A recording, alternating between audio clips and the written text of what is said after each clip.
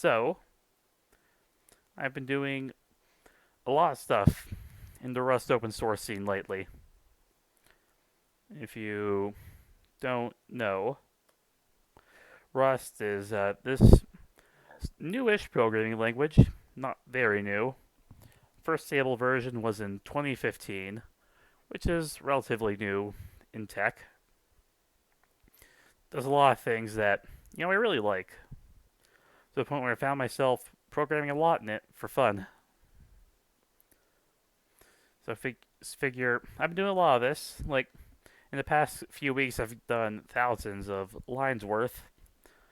Spent a lot of time doing it, but then I run into the issue is that I really have no one to talk to about it. Can't talk about it with my friends. Not good conversation because when I start, lighting up about, how I eliminated a thread in this program by using a task instead of a thread, they look at me like I've gone bug-eyed. Not good dinner table conversation either. So I just really need an outlet to talk about it with. And also, I'm just scared that it'll just disappear into the aether. That I'll do this, and no one really notices. So this is just maybe of an egotistic attempt. Just trying to catalog what I've been doing, what I've been up to. Might be a weekly thing, might be a monthly thing. I don't know. Let's see how it goes. So I figure best place to start is with me. I'm Notgol. I'm this guy. I have quite a few commits. Really started being active around the summer of last year. That's when I largely started to start making a lot of pull requests to various open source repositories.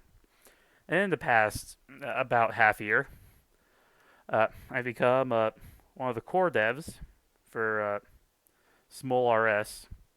If you haven't seen this, it's a organization.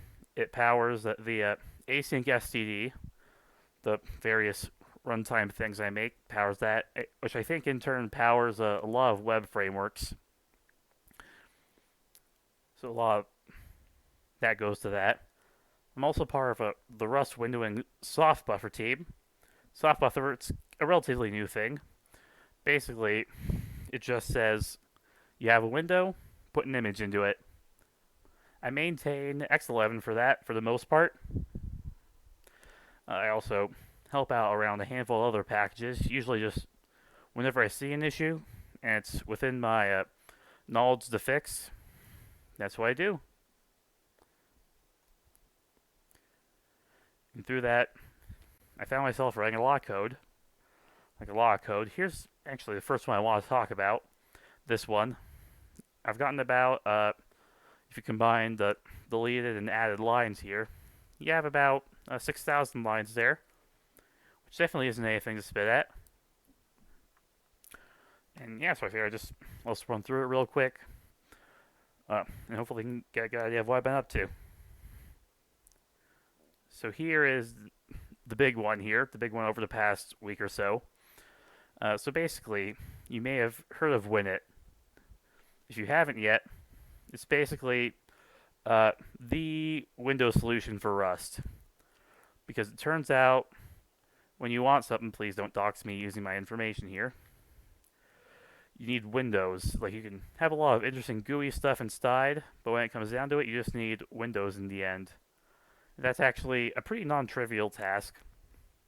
So Winit exists to provide Windows, and since window creation and window event loops are pretty inexorably tied together, it also ends up providing event loops. And what's done up till now is there are a bunch of different platforms, right? And for Linux, the primary one is X11. But X11 is programmed using xlib. Let me see if I can find a good example of this. Here we are, xlib. The thing about xlib, it's very old, it's very broken, and the general recommendation from its own maintainers is don't use it anymore. Use XCB instead, the XC bindings. So what I've done here is I've gone here and went and replaced pretty much, I say pretty much, there's still quite a bit left, all of the xlib stuff with libxcb. And the bonus is I use a safer wrapper called X11RB around the XCB, so that actually eliminates a lot of unsafe code. Now, if you don't know, unsafe code, you see Rust has safe and unsafe code. And the more time you spend in unsafe code, the more chance that something will catastrophically break or go wrong. Safe basically ensures that the code you're programming won't have anything go catastrophically wrong. I mean, at least one classic catastrophically wrong. It's mostly memory issues, from what I understand, that prevents. But, people like seeing that there's less of it. Not to mention, xlib's just hard to work with. XCB's easier. So it frees up a lot of work to go into the X11 backend of Winit. So that's a big one. Some other ones here. I'm just going to make it so you see all of my PRs. This, I'm just trying to, there's an ini parser that I want to use in the program. I'm just doing this to make it a bit easier for me to do that. Some other bug fixes for Winit and soft buffer. Because I've been maintaining soft buffer. I'm the official maintainer of their X11 and Windows backend. Rustix. If you haven't heard of Rustix yet, it's a cool, easy binding to the Unix functions. It's not only completely safe, mostly safe. Sometimes it even bypasses the C library entirely and just does straight system calls, which is very nice, not only for performance, but also because then you can say, my program is written 100% in Rust. Yes, even the C bits. And most of the stuff I've been doing is just opening polling APIs there. This is just not that for now. Here's one of mine. Solaris event ports, which, we have to support, actually, in the polling crate. Now, what polling does, it's basically just an easy way to say, it's a system interface that lets you tap into the operating system's way of waiting for multiple stuff to happen at once, which is pretty important in async, just because you need to be able to wait for multiple stuff to happen at once if you want properly multiplex I/O. Now, it's a lot of words that I'm not going to bother to explain. But yeah, okay, what else? I should just bookmark this page, should I? Alright, let's see. Yeah, there's polling. Lately, I've just been... A big thing that I did for polling lately is, before pretty recently, let me see if I can find just the exact pull request that I did this in. So up until pretty recently, polling only supported one-shot mode, which is basically you register an I/O source, like an internet connection, into it. Then you wait. Then eventually you get an event representing that I/O source. And then after that, it's erased from the polling source, which sometimes you want. Actually, most of the time you want it. Just because when you're dealing with async, a lot of times you just have a single object that represents the source being ready. And once you've consumed that object, you want the source to also go away. But sometimes you don't want that. This actually kind of ties, I'm interested in async, I'm interested in GUI. It ties it all together. Because the main goal here is to eventually use this in the GUI stack. Because in the GUI stack, edge triggered mode is pretty much the only way to do Wayland, I think. Yeah, that's that. Here, let me just actually go all the way back to my pull requests. So there's that. Handful of other bug fixes. So X11RS, that's just the interface to xlib, the bespoke library I talked about earlier. This basically just makes it so you don't load the shared library more than once, because that's happening right now. And that's pretty buggy. New Cray on the block, as raw XCB connection. Basically just abstracts over an XCB connection. This makes it easier to write, because there's X11RB, which I was talking about earlier. That's an interface to libxcb. There's also a handful of others. So in order to just reduce ecosystem fragmentation, this crate now exists. There's between me and Psycon here. Psycon, if you're watching this, oh yeah, Beer, you're a cool guy. See, there's that. I already talked about that. Call loop is actually what the Rust Wayland setup currently uses for polling. I was talking about that a bit earlier.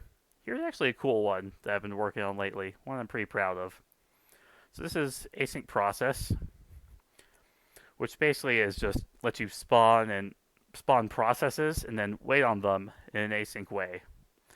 And the current way it does that, and this is what I was actually referencing a bit earlier, is it has a signal, sigchild, and it waits for the sigchild signal to happen here, and then notifies on it. But does this all on another thread, which you know is alright. It'll probably spend most of its time here, just idling. But I figured we can do better than that. So I figured out a way. Wait, it's not merged yet here.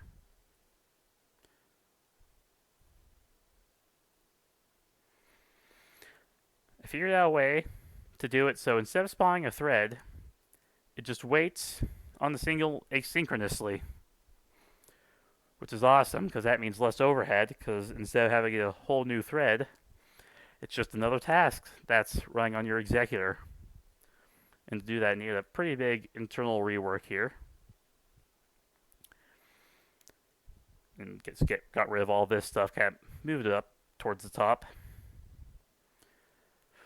Yeah, it increases efficiency, makes it so there's less threads going around. Yeah, pretty good. Pretty good. Let's see. X11RB. I'll just chores here. Chores this week. Added this little convenience feature to win it. Like I said, there's an event loop with a control flow function. Now you can use a duration to wait on it. It's not really that complicated of a change. It's just get the current time, add our timeout to that, then wait until that instant to occur. Yeah, let's see. Other stuff. Add XCB support. Previously, soft buffer used xlib, just like Winit is currently using. And I ported it over to use X11RB, which is pretty nice. Like I said, less unsafe code. Overall cleaner. Also, shared memory transfer.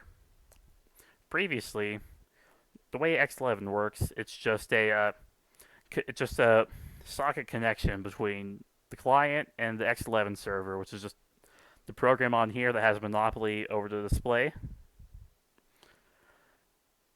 And the way I made it work now is that it uses a shared memory segment, which avoids some of the overhead, and in theory at least, makes it faster.